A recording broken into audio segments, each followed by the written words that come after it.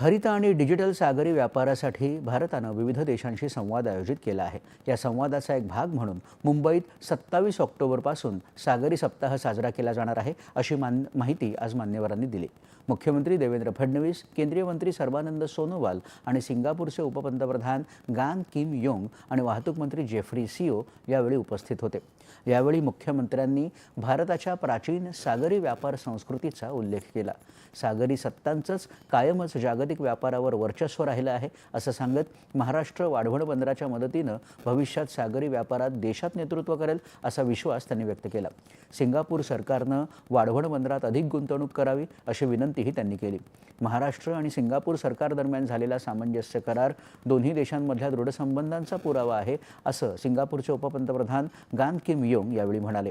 Singapore भारतात सर्वाधिक थेट परदेशी गुंतवणूक करणारा देश आहे, असंही त्यांनी सांगितलं। या वर्षात भारत आणि सिंगापूरनं हरित आणि डिजिटल जलवाहतूक मार्गिकेसाठी करार केला आहे, अशी माहिती सोनोवाल यांनी यावेळी दिली।